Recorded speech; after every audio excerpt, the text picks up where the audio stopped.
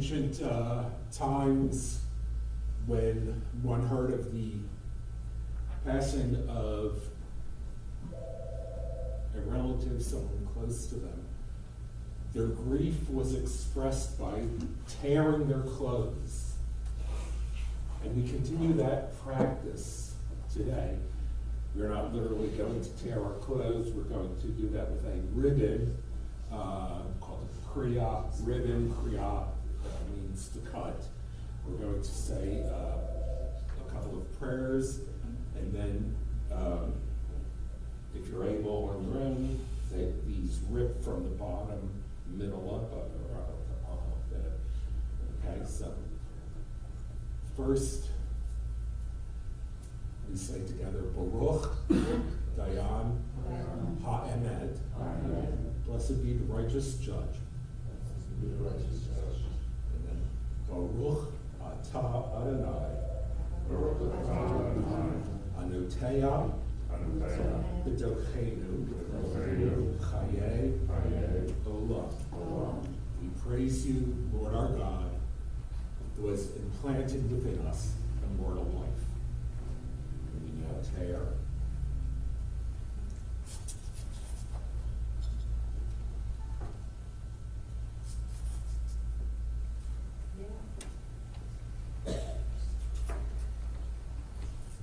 And we wear this during the period of mourning.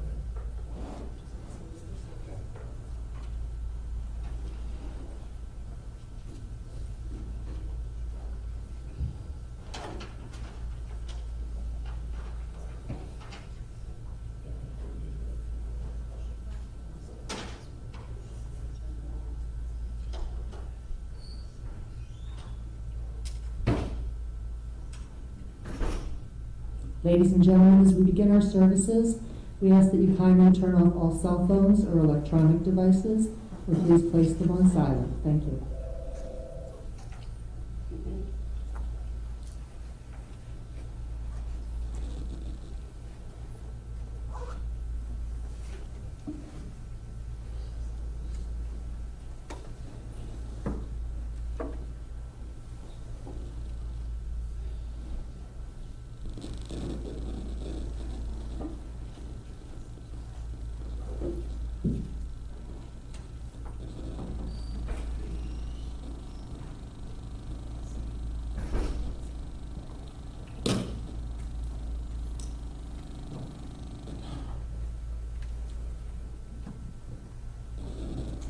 Thank you all for being here. I'm Jack Kramer, Rick's older brother, and I have the duty and honor of being able to officiate today as we say goodbye to Rick.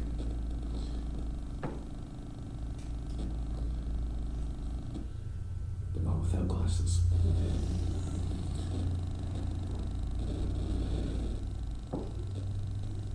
Death has taken our beloved Rick.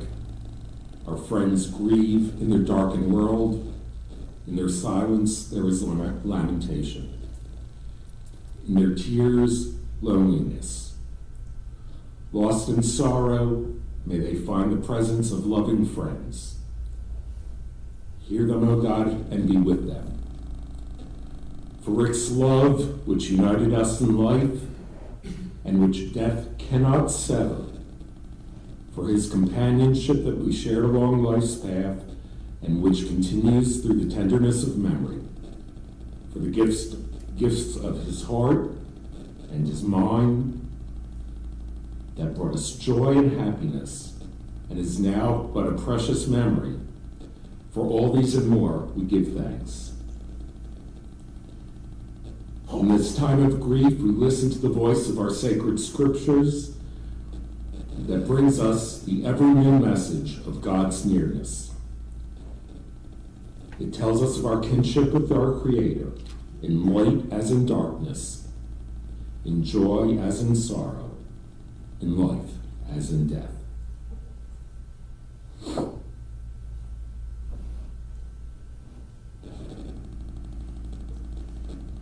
Adonai, Ma'adam v'teda'ehu, ben enosh v'tichashvehu, Adam lechevel dama, yamav kitsel aver, Baboker yatzitz v'chalaf, la'erev yimolel v'yavesh.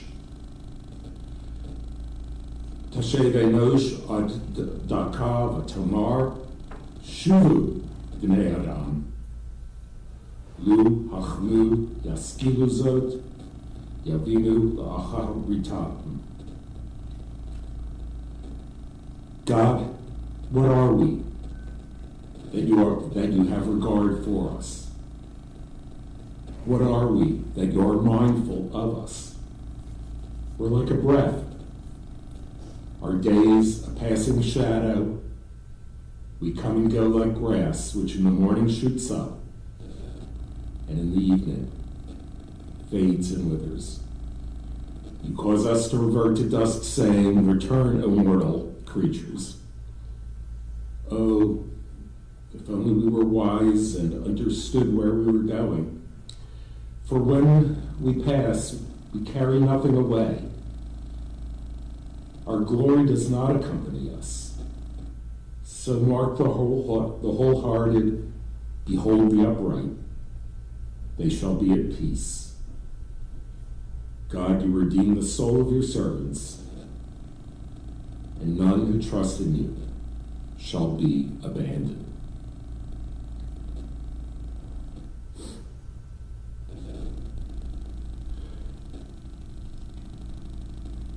A poem that I think is appropriate for Rick.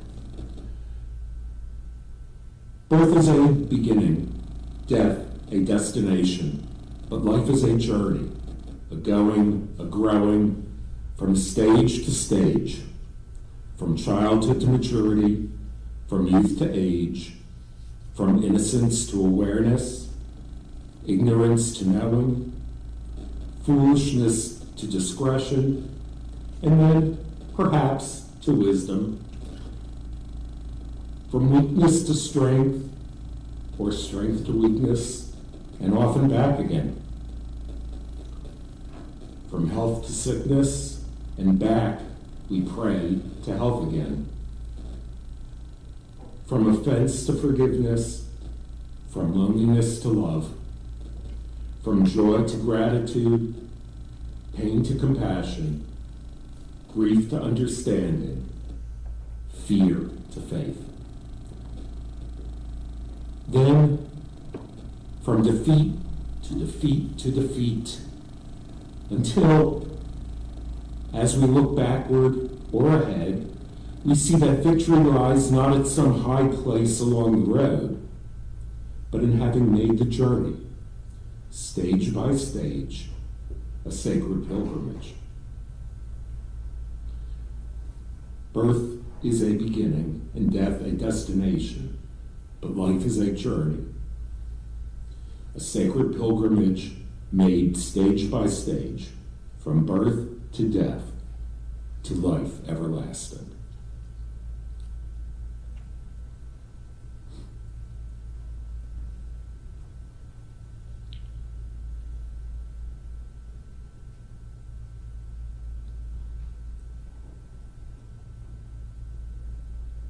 In the book of Job, we find, after all the tragedies that have befallen Job, he cries out in his sorrow, Adonai natan v'Adonai lakach, Yehi Shem Adonai mevarach. God has given, God has taken away, but blessed be the name of the Lord. We are an ancient people. We are well acquainted with grief, with the valley of the shadows. Death and sorrow are not strangers to us. Yet the centuries have taught us that a good name endures well beyond the grave, and there is strength in that faith. So with Job we say, Adonai natan, God, you have given. You gave us Rick, whom we all loved so much, and who will never be forgotten.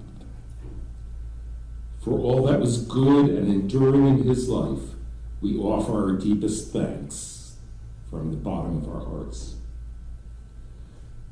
We also say, Adonai lakach, God, you've taken. We pray for the strength to turn our broken hearts into an altar of trust before which we acknowledge your sovereignty, before which we acknowledge your love, as we now say, Yehi Shem Adonai Mevorach, blessed be the name of the Lord, for now and forever.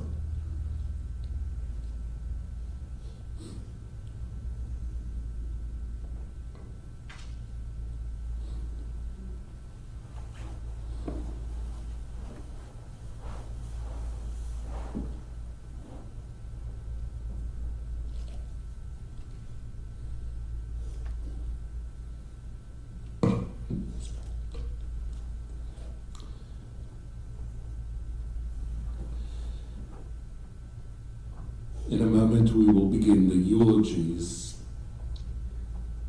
but let's first take a moment of quiet reflection.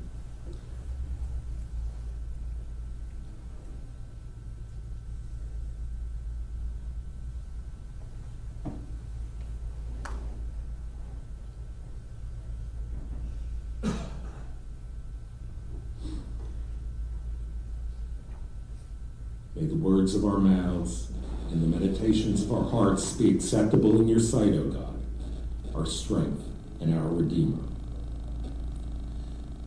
For the first of the words, as we say in Hebrew, the chesped, or the eulogy, I call upon my nephew Sam, Rick's beloved son.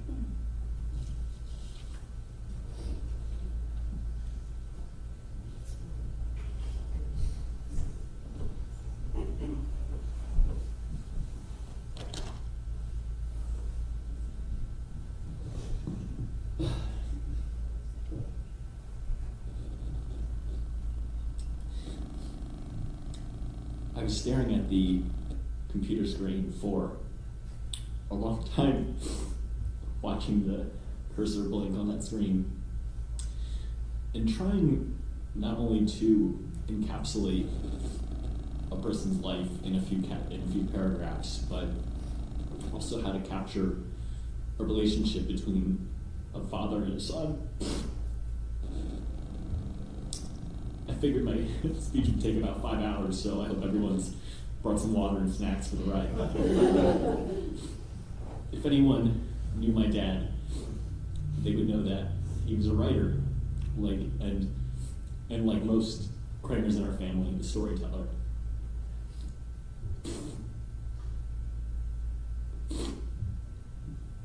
I vividly remember being a little kid in elementary school,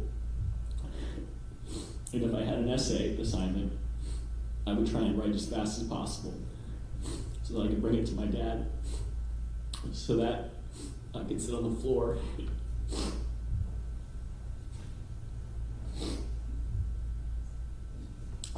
next to him in his office, and he would punch up my papers. My teachers must have thought I was pretty precocious, because no other 7-year-old was using words like precocious in their essays. Predictably, I'd be distracted while sitting on the floor, looking at all the really cool memorabilia on my dad's desk. Weird coins and currency from countries he's traveled, pictures of him with famous people, his Emmy.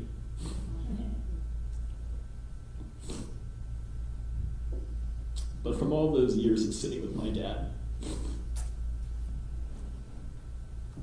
I'd like to think that I've learned a thing or two, soaking up his prose like a sponge. Myself, now having written 2 books, multiple textbook chapters, and several peer-reviewed publications in academia. When I was little, no matter what his hectic travel schedule was, my dad was always there to support me. baseball games, concerts, graduations, and even after daily commutes of 2+ hours a day into New York each way, fighting Lincoln Tunnel traffic, working a full day, trying to put a live television show on air. He would always be there.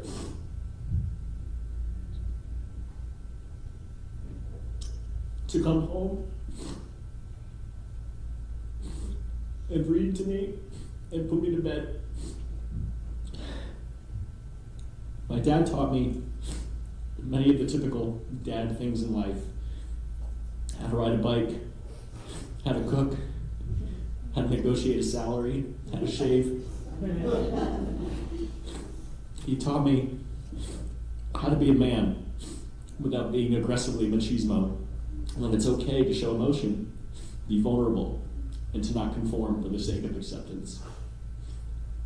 But I like to think I got some unique experiences, like a love for reading history and autobiographies, stand-up comedy, and music. We weren't particularly classy, but we appreciated the arts by living and experiencing them. Even a meticulous fascination with classic cinema that was like a desire to escape to another world with a savant level of background knowledge on actors, producers, screenwriters, and if you interrupted or didn't start from the introductory credits, the whole movie would be ruined. I don't think any other 10-year-old got to watch The Godfather, as my dad describes, as the perfect movie. Slowed down to show how someone getting their head blown off was really just a fake dummy. And also no one else gets to hold the remote. Even now, having lived myself far away from home for over a decade in Florida, Texas, Georgia, Ohio, and now South Carolina, trying to find my own footing in life.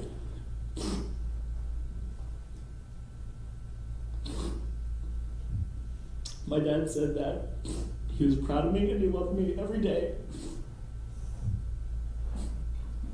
My dad always said that his goal as a parent was for me to want to leave and to not come back, and that it should be a better generation than his. And I think he did a pretty damn good job.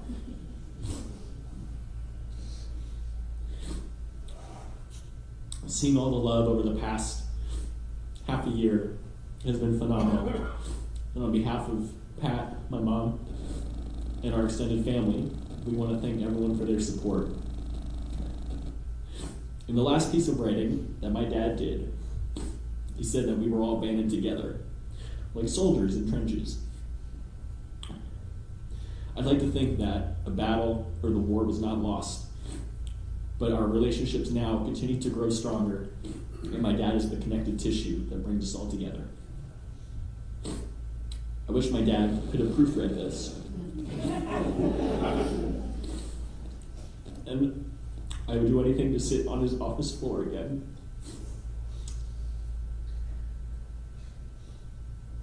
But now I have to take the things he's taught me and continue to make him proud like I knew he would be.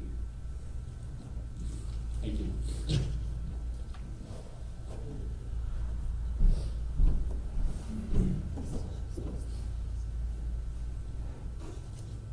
Pat would like to say a few words as well.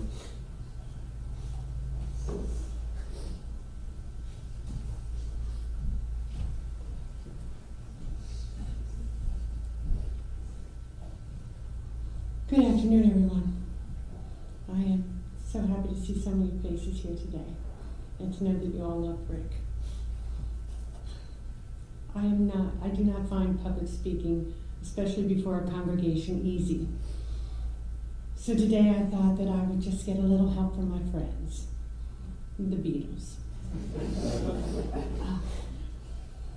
On February 9th, 1964, the Beatles debuted on the Ed Sullivan Show.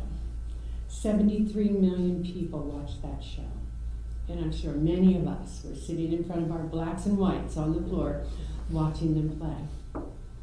But that night, Rick has always said, that 9-year-old Ricky said it changed his life. So I thought that I would like to share some of the words of those two incredible writers. And it makes me think about my Rick. There are places I'll remember all my life, though some have changed. Some forever and not for better. Some are gone and some remain. All those places have their moments. With friends and lovers I will still recall. Some are dead and some are living, but in my life I've loved them all. But of all those friends and lovers, there is no one to compare with you. And these memories lose their meaning when I think of love as something new. Though I know I'll never lose affection for the people and things that went before. And I know I'll often stop and think about them. In my life, I loved you. John Lennon, Paul McCartney. Thank you.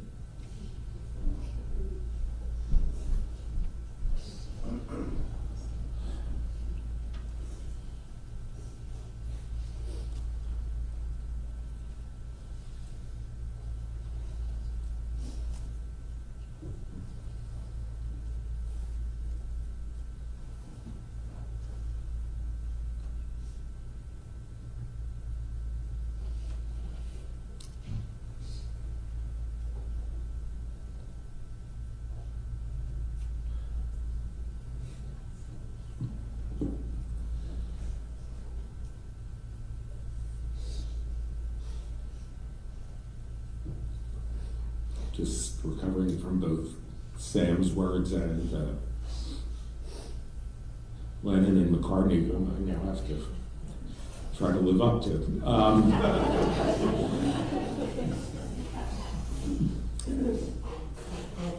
So that the courage you have shown, the love, it's amazing. I can't express. I'm going to share some different memories. For those who don't know, I am Rick's older brother.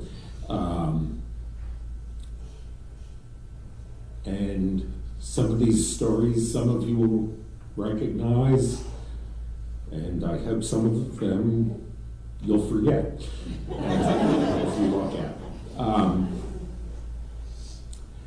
I mean, the truth is that I don't really remember the world without Rick.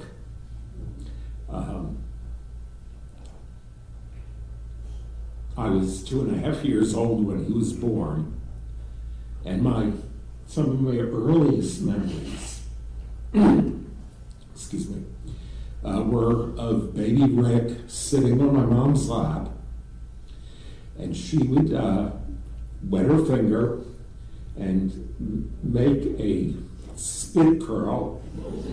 He had this lovely long blonde hair, curly hair, and she'd make, and she called it a sit, which she thought in Yiddish meant a curl.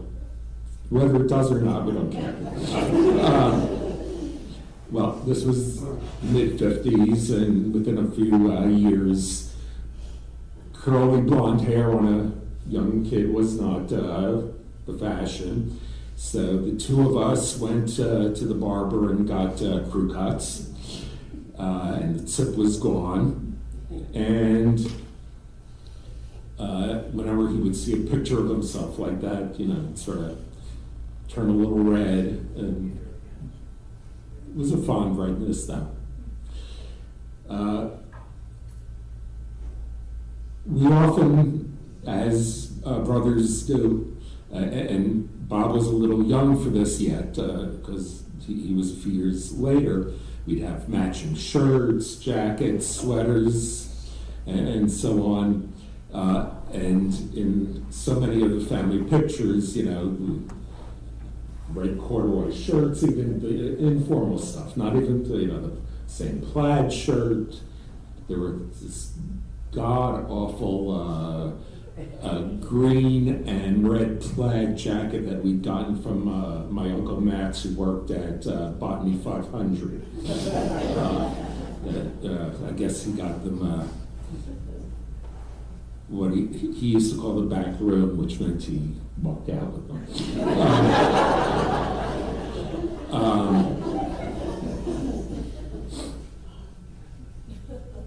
In a very few short years from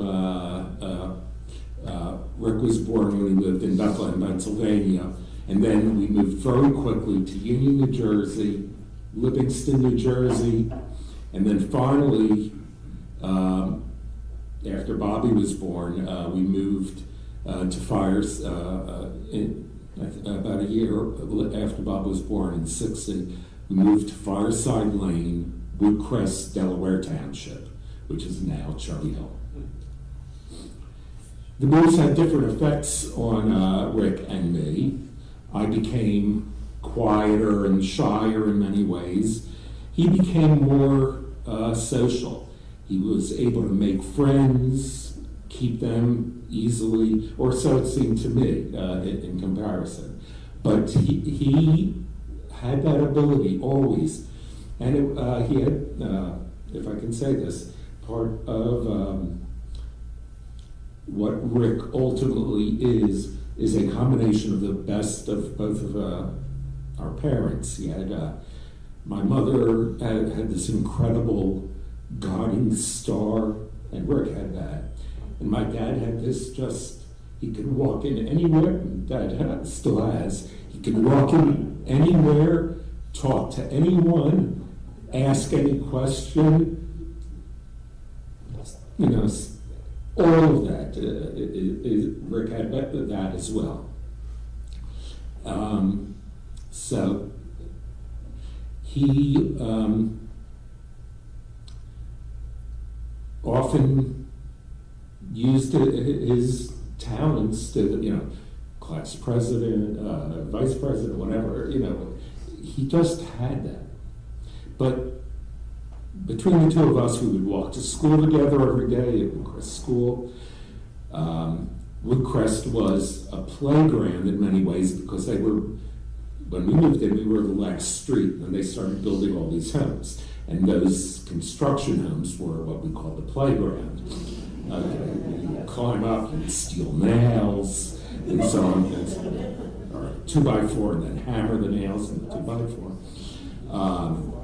And we had this magical, which a lot of people don't believe, they think mythical place across the street, which we call the 16 Acres, which old man Goldthorpe, who was sort of a ghost that everyone didn't know. And we played football, baseball, all sorts of things there. And it was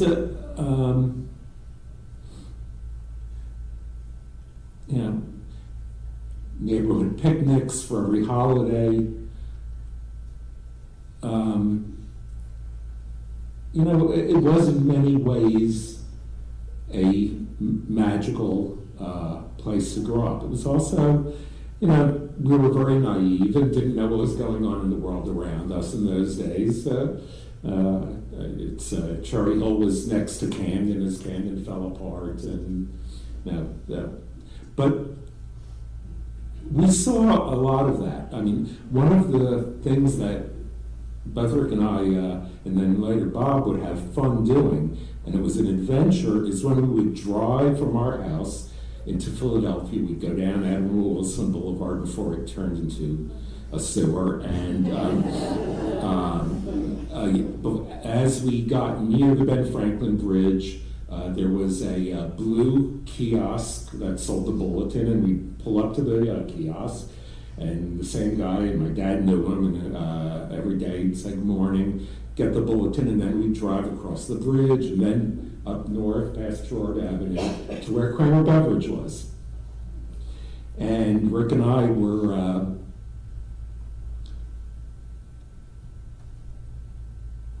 we thought we were working at Fourth and Columbia, which is, for those who don't know, Columbia is now Cecil something.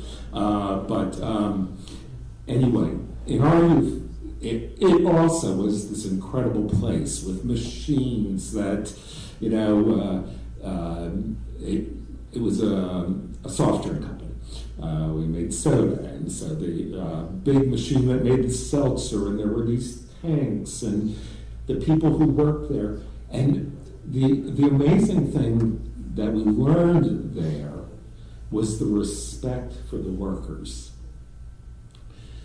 I mean, these were the people who lived in the neighborhood. They drove the trucks, they loaded the trucks, they went to the bars, they collected. And these were people we became very close with. And they were invited to family events, and they came. So we learned that, living in Cherry Hill wasn't the world. There was another side, and that was very important. And we really did learn to respect them. Now, I don't want to give you the wrong impression of him. He was impetuous, very hard-headed in his own way.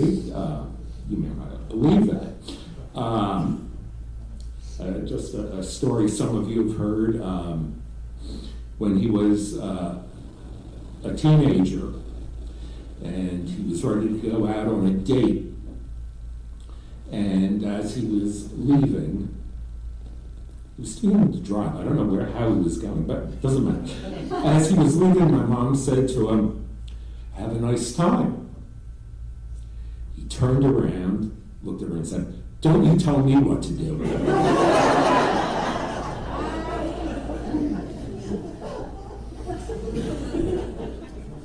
It's Rick. But from an early age, Rick loved telling stories. He wasn't good at it at first, but it would serve him well as he developed into his professional life and in the world of news. One of his earliest stories, and one of his worst, was he came home in the evening for dinner with a badly cut lower lip.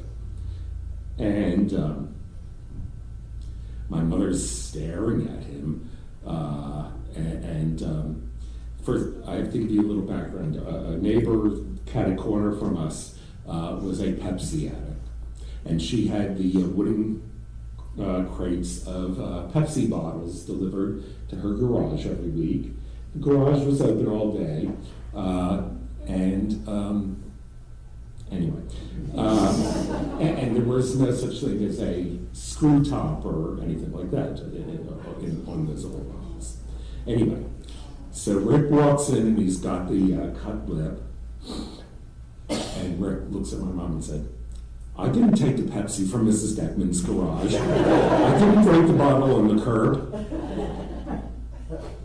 My mom just sort of stared at him for a while, and ultimately he had to call Mrs. Deckman, and he ended up doing chores for them to make up for it. But that was not a successful story. So one of his early lessons was to tell better and truer stories. He continued to hone that craft to the end. He loved working in radio and TV, and he became obsessed with the stories that were incomplete. And he kept a file of the ones he was going to go back to, and he had books in the back of his mind that he was going to write, and all of these, and he started some. He also was in the process within the last couple of years of working on a memoir of growing up in Cherry Hill, and I would talk to him about it, and it's funny and it's sweet, and I just hope there's enough of it on his computer that we can get some of it out there at some point. It's and from this, he became an Emmy Award-winning guy who, he loved the adrenaline, he loved the rush, meeting the deadline, getting the story, and he'd come back and he couldn't say some things that he knew that the story was not what it seemed in the public, and those were the things he ultimately wanted to tell. But really, more than he loved his profession, he loved his home life, especially after Sammy was born. Sam. That is fine. He was just passionately in love with you. From that, from the first moments that we saw you in the intensive NIC at St. Barnabas until the last visits, nothing changed about that. The intensity of his passion for you. Pat, he adored you. I know he was so looking forward to the years of relaxation that you guys would have, the adventures you were going to have traveling around the country, the time on the boardwalk, all of that.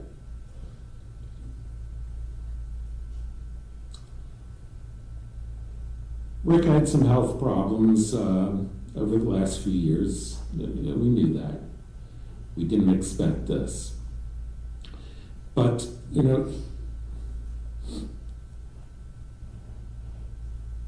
our dad, who was here, when he was living independently in Florida, and a few years ago he fell, broke his femur. And the three brothers took turns going down to Florida, taking care of him, getting him through rehab. And this was right before COVID. And we were starting to hear rumors about what was going on. We got him up to New Jersey just in time before everything was shut down and we couldn't have, and he would have been stuck there alone. And Rick and Pat came over to take care of him, brought him food. Here, that's finished your chicken breasts recently that you made these wonderful cinnamon buns for him, the Philadelphia kind, not cinema. And he just so cared for family. He loved all of us. Listen, we're family. Sometimes things weren't always smooth, but by the end, everything needed to be said and was. His biggest frustration as his health started to go, and he faced it very well, was especially towards the end when he wasn't able to write anymore. He had all of these thoughts, and he couldn't get them to the screen, and that was a frustration. This last diagnosis was just, which there was no fixing. It was just too fast, too cruel. Thank God he was not in pain. He did not suffer. And as with Rick, he had it all planned. He knew the reality. He faced it. He didn't run away. And I hope I have the dignity that he had when it's my time.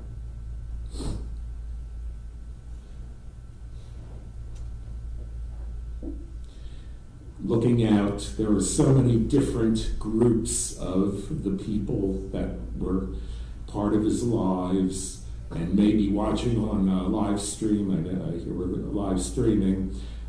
We've got Fireside Lane, Woodcrest, Cherry Hill friends. We've got camp friends, work friends. Things he did on the side. You guys are here, and I met some of you today. Some of you I've known since we were little kids, racing go-karts down the hill on Fireside Lane. We've so appreciated your contact, your messages, your support as our family has gone through this. know you loved him. I know that you care. So we're here to celebrate a life that was well lived on its own terms. Rick was the overused word unique, but he was. And people didn't forget him. You know, we were born in the 50s, and that, again, we mythologize what the 50s were like, but there was a lot of that was very innocent. And he and I had the fun as kids of sitting in the peanut gallery of the Hattie Doody show in Radio City in New York. And he had the experience of having Clarabelle yell at him.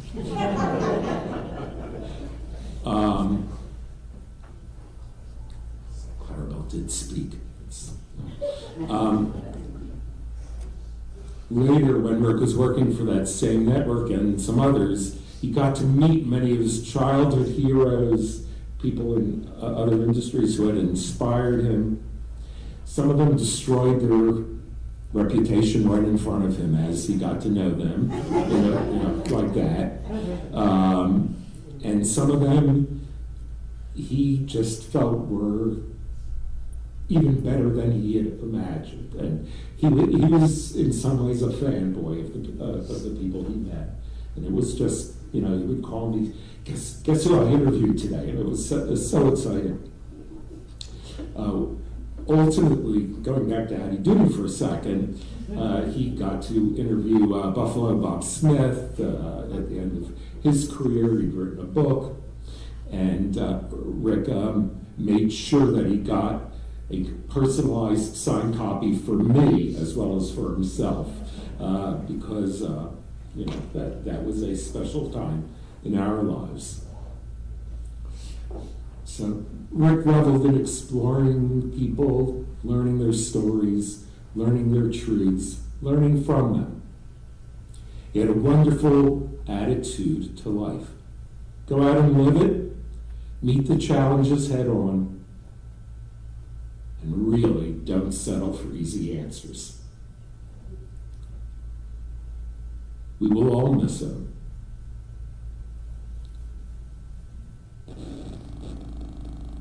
All of us have a hole in our hearts that cannot be filled.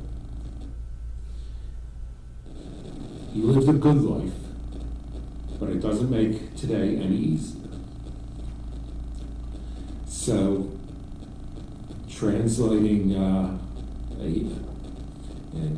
expanding a little bit a traditional blessing in our tradition, may you be comforted among your community, your friends, your family, by your love for each other, and may you be united in his memory. Rick's presence among us has been a blessing, and his eternal soul will watch over us as he continues to be a blessing for us all.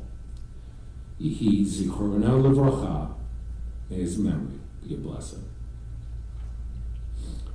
And if you can each take a moment for now your own memories, and I spoke far too long, but that's okay. Just let me explain what's going to be happening next. We're going to come to a prayer called El Malei Rachamim, God full of mercy. And I will ask that you rise for that prayer. I will do it in Hebrew and in English. Afterwards, I will have you sit down, and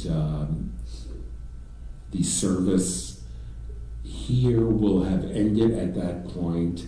Please stay seated as you're given directions by the plant management, and the service will continue at Locust Wood Cemetery, which is on Route 70, and then following the interment, we will be returning to the home of Rick's lifelong friend, Joel Spencer, Can I give the address from? Okay. 10 Banner Road in Cherry Hill. That's tonight's, and the Shiva service, the service that is done during, there will be visitation and food and all of that, but the service will be at 6 o'clock. Okay? And then tomorrow night we will have, again, a Shiva, but this will be at Rick and Pat's address in Atlantic City. That's 116 South Raleigh Avenue. Well, yes, apartment 5B. So Atlantic City. And again, the service will be at 6 o'clock. And what time can people start? What? 6 o'clock is fine. Okay. So, God, you give us loved ones and make them the strength of our life, the light of our eyes. They depart and leave us bereft on a lonely way. But you are the living fountain from which our healing flows. To you the stricken look for comfort and the sorrow-laden for consolation. We see life as through windows that open on eternity. We see that love endures and the soul endures, just as you, God, endure forever. We see that the years are more than grass that withers, more than flowers that fade.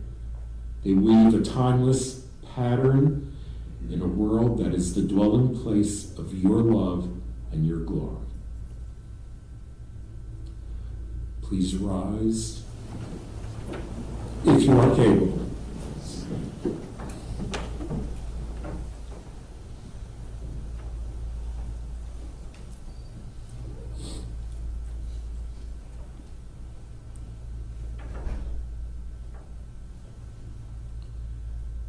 El Malay Rachamim, Shulchin Bambarnim, Hamtzei Menucha Nechona, Tachat Kanfei HaShechina, Im Kedoshim Uteharim, Kezohar HaRakia Mazyirim, Et Nishmat Hershel Tzvi Moshe Ben Shalom V'Sarah, Shahalach Le'olamo, Baal HaRachamim, Yaskirehu Beseter K'nafav, La'olamim, Vayitzror b'tzror ha'harim, et nishmato. Adonai u'nachalato, v'yanuach b'shalom, al mishkavo, v'namor. Amen.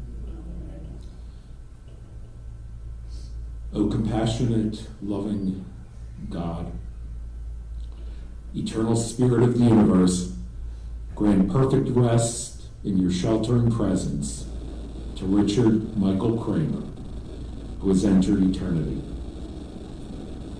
O God of mercy, let him find refuge in your eternal presence beneath the shadow of your loving wings. Let his soul be bound up in the bond of everlasting life. God, you are his inheritance. May he rest in peace, and let us say, Amen. Please be seated.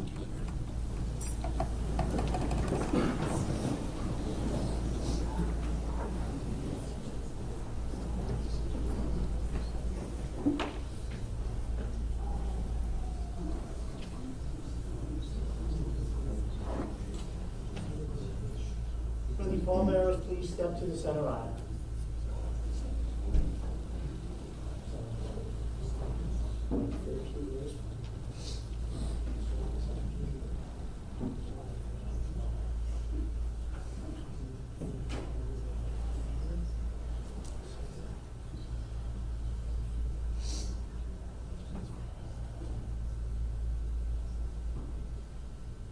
And I'll ask if we can rise once more, please.